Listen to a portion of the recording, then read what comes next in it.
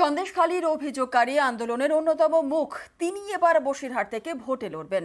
বিজেপির প্রার্থী তালিকায় চমক, কিন্তু খাস সন্দেশখালীতে বিজেপির এই প্রার্থীর বিরুদ্ধে ক্ষোভ পড়ল পোস্টারও।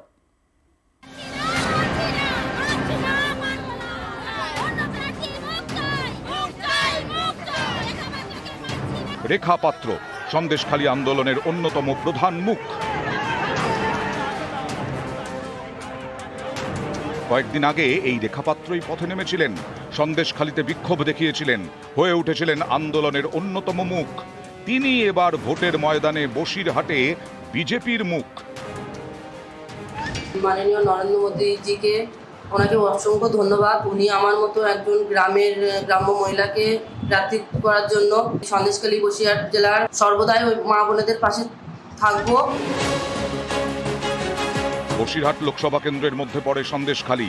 সেই কেন্দ্রের বিজেপি প্রার্থী সন্দেশখালীর মেয়ে, অথচ সেই সন্দেশখালীতেই তার বিরুদ্ধে বিক্ষোভ, প্রার্থী বদলের দাবি।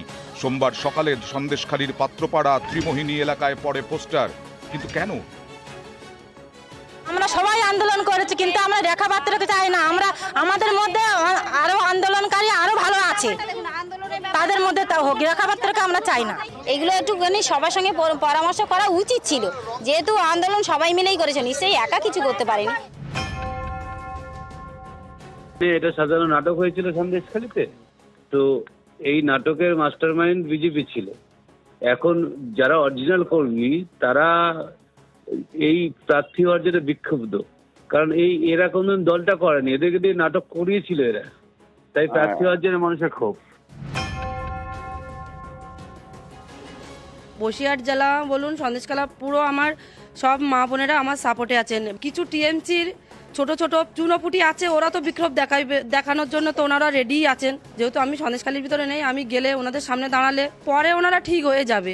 হয়তো ওনারা এটার ভুল স্বীকার করবেন, আমি এটাই চাইবো, আর সত্যের পথেই চলুক। একটা 5টা আঙ্গুল সমান হয় না। যারা বলেছেন তারা যদি আমাদের শুভানুদ্দায়ী হয়, আমরা কথা বলে নেব। এর পিছনে যে তৃণমূলের কেউ নেই, সেটাও তো বোঝা যাচ্ছে না। তাকে অনুমোদন দিয়েছেন স্বয়ং কেন্দ্রীয় নেতৃত্ব। স্বাভাবিকভাবে রেখাপাত্র ওখানে লড়বে। 24 লোকসভা ভোটে সন্দেশখালীকে বারবার হাতিয়ার করছে বিজেপি। এই হাতিয়ারে শান দিতে এবার সন্দেশখালীর মহিলাকেই প্রার্থী করল পদ্ম শিবির। বিজেপির বাজি রেখাপাত্র। রবিবার এই ঘোষণা হয়। তারপর সোমবারই সন্দেশখালীতে রেখাপাত্রর বিরুদ্ধে ক্ষোভ। দেখুন, এরকম দাবি অনেক সময় ওঠে, কারণ অনেকেরই ইচ্ছে থাকে প্রার্থী হওয়া। আমরা কথা বলছি, আমাদের পার্টি একটা সিদ্ধান্ত নেওয়ার পর সেই সিদ্ধান্ত সবাইকে বোঝাতে হয়।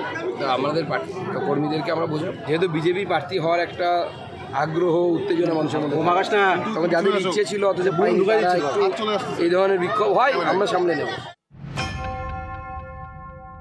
বিজেপির যদি মনে করে যে রাজনৈতিক ফায়দা নেবেন, এটা খুবই দুর্ভাগ্যজনক। রেখা দেবীকে যদি প্রতীকী হিসেবে, প্রত্যেকের রাষ্ট্রপতিকে প্রতীকী হিসেবে তার অবধি যদি সীমাবদ্ধ রাখে, তাহলে এটা খুবই দুর্ভাগ্যজনক। তারা দলিত আদিবাসীর উপরে যেভাবে অত্যাচার সারা ভারতবর্ষে করেছে, চরম অপমান। এটা রেখা দেবী জানুক। ভারতীয় জনতা পার্টির যে আসল চিত্র, এটা সকলেই জানা উচিত। নিউজ 18 বাংলা।